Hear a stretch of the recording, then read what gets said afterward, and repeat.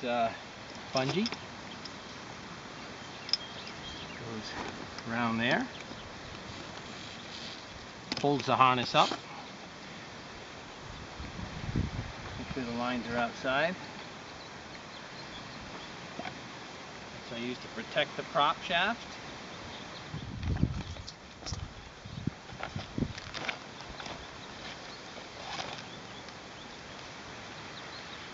Remove the pin, pull the side fairing off so you can get at the gas tank and install the battery. First we're going to put the prop on. I have two props. This is the factory prop, factory made prop from called a Newton prop. And this is a company out of Canada made this second backup prop. And this prop is the same size prop, just it was a replica made out of Canada. I've flown with both of them, they both work, same performance. Installing the prop. There's a wing nut, lock nut, and a washer. And there's a pin. And the prop shaft and the prop have a punch mark you line up just to help you get the pin in line. So you kind of eyeball that up and you'll see where the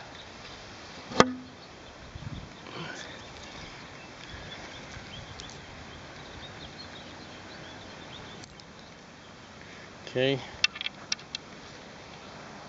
That just helps you line up the lock pin.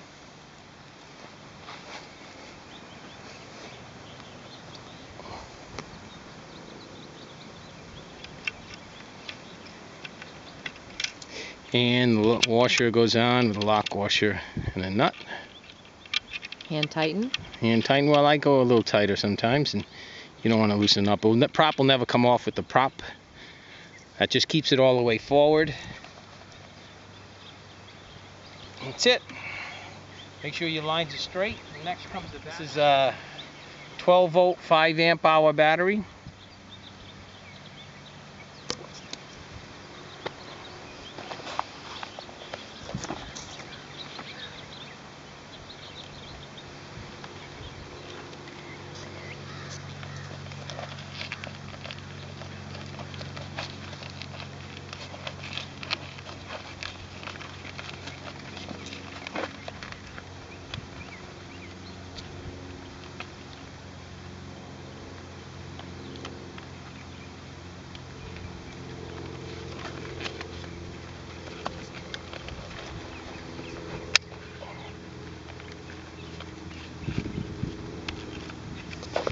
Okay, next is a fuel tank, 24-to-1 mix, 24 ounces of gas to 1 ounce of oil. Higher the octane the better? Yeah, try to use 94 octane and above, but 94 works great. I have used 93.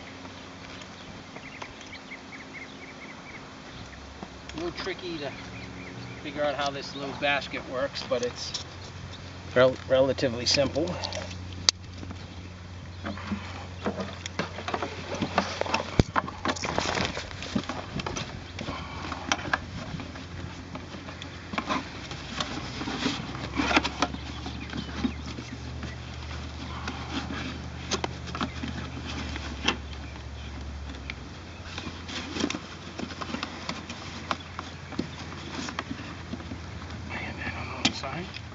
That's why it was so tough. There we go. And there's a strap to tighten it. I've just got a little bit of gas in there, but normally it's a full tank.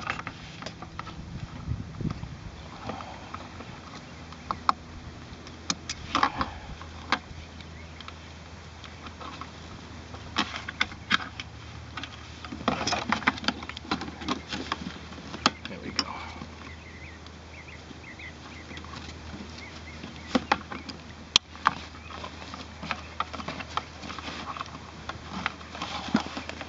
Centered and strapped tight so it doesn't move around. Next, this is just, you put that on it to protect this, and we always blow make sure this is full of gas and no air bubbles, so you can Then you can clip it in.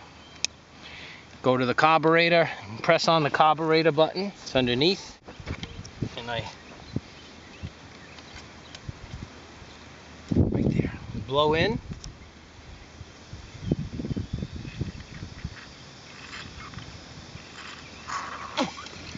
Till there's no air bubbles in the line.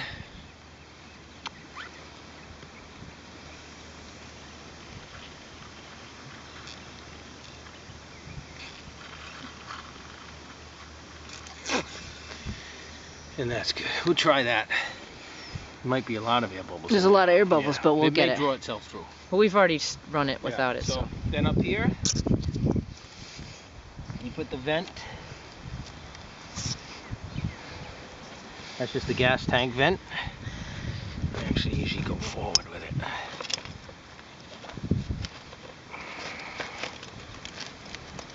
And then we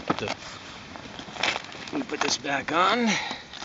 So yeah, that's just make sure that's on the outside of this.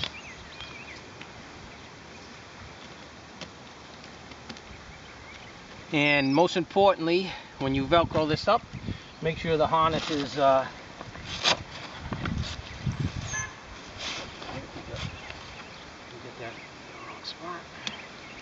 See? Good pre-flight.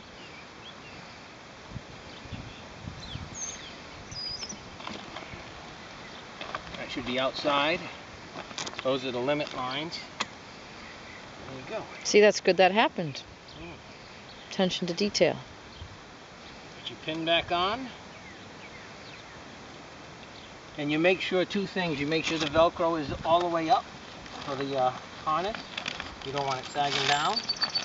And see the distance between here and the clutch? You want to make sure this part of the harness is forward so that it doesn't rub up against the clutch. Sometimes this tends to drift back before you Velcro it, and it'll rub on the clutch. Next, that's it. So here's the mouth throttle. Clear the prop. No one should be in line with the prop. Is it done? You want to step away from being horizontal prop. There you go. Kill switch on. Choke on full. And gas on. Well, let's show him that. Choke on full. Gas on about 3/3. And the stop button. Remember, we took the choke off before.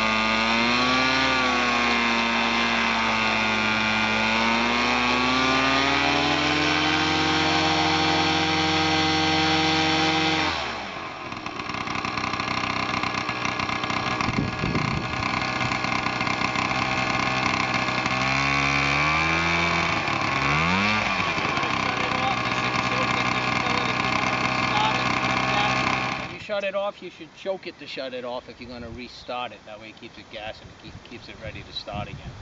It's the best way to shut it down is to choke it off. Then you just let it cool down before you put away back in the harness bag. Here we have the two props. This is the bivvy bag. I've never used it, but it Velcros into inside the harness if you want to do a bivvy trip. This is the Penn's oil recommended, a good oil, 2-cycle oil mix to use. These are 8 ounces. And with the 24-to-1 mix, an 8 ounce will mix exactly with 1.5 gallons. 16 ounces is 3 gallons.